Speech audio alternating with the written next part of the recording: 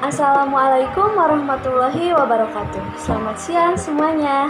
Perkenalkan, nama saya Sylvia Aprilita, kelas 1B dari Prodi D3 Kebidanan, mahasiswa dari Poltekkes Kemenkes Jakarta 3, mahasiswa semester 1. Di sini saya akan memberikan penyuluhan kepada ibu menyusui tentang dampak kekurangan gizi pada ibu menyusui. Sebelumnya, apa sih gizi buruk itu? Gizi buruk itu merupakan suatu keadaan pada seseorang tentang kekurangan gizi yang berdasarkan dari indeks tinggi badan dan berat badan.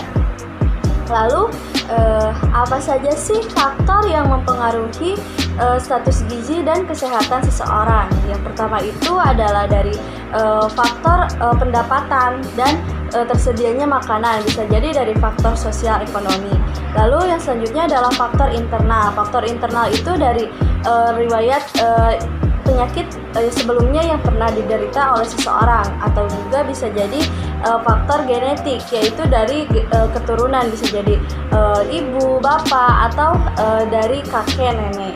Lalu yang selanjutnya adalah faktor eksternal. Faktor eksternal ini bisa jadi dari asupan makanan, karena makanan itu mengandung nutrisi yang kurang. Lalu ada dari obat-obatan yang berlebihan, misalnya mengkonsumsi obat-obatan tanpa resep dokter. Lalu yang selanjutnya adalah lingkungan.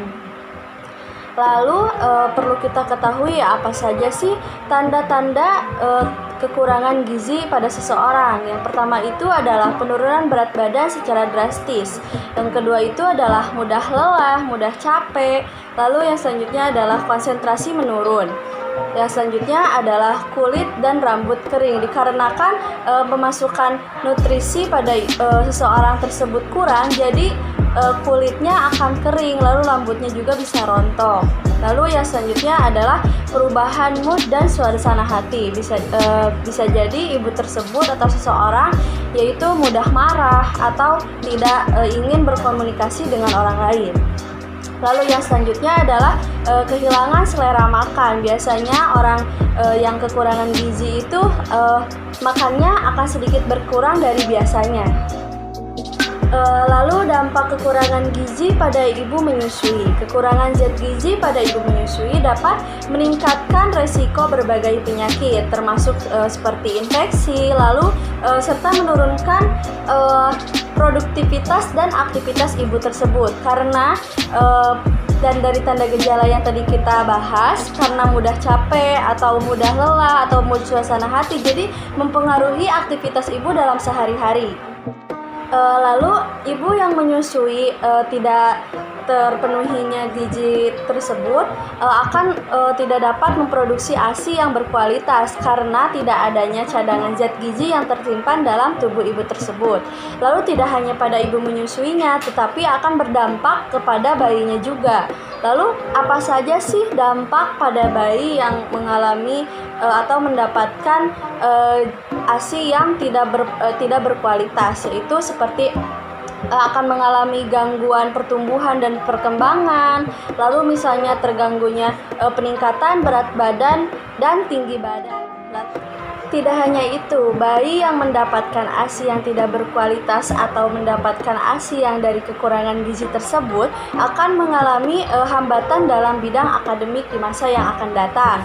Jadi kemampuan mereka dalam berprestasi di sekolah jadi akan tertinggal. Lalu apa saja sih pencegahan yang dapat kita lakukan untuk agar tidak terjadi kekurangan gizi tersebut? Yang pertama-tama kita harus memakan makanan yang bernutrisi tinggi, juga memiliki energi, protein, lemak, vitamin, juga mineral sesuai dengan yang direkomendasikan tenaga kesehatan kepada ibu menyusui tersebut, sebanyak 2,5 liter per harinya.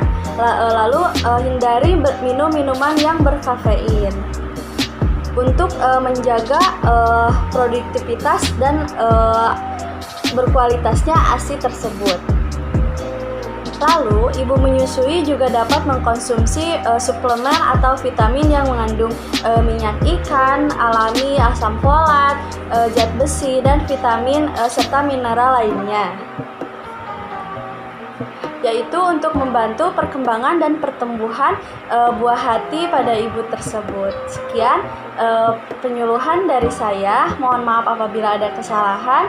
Saya ucapkan terima kasih. Wassalamualaikum warahmatullahi wabarakatuh.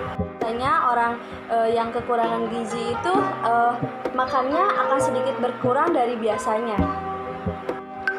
Lalu dampak kekurangan gizi pada ibu menyusui. Kekurangan zat gizi pada ibu menyusui dapat meningkatkan resiko berbagai penyakit, termasuk seperti infeksi, lalu serta menurunkan produktivitas dan aktivitas ibu tersebut. Karena dan dari tanda gejala yang tadi kita bahas, karena mudah capek atau mudah lelah atau mood suasana hati, jadi mempengaruhi aktivitas ibu dalam sehari-hari.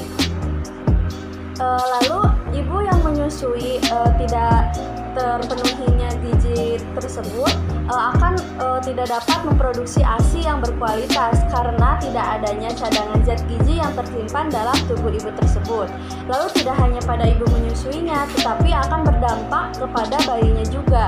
Lalu apa saja sih dampak pada bayi yang mengalami atau mendapatkan ASI yang tidak berkualitas, yaitu seperti akan mengalami gangguan pertumbuhan dan perkembangan, lalu misalnya terganggunya peningkatan berat badan dan tinggi badan.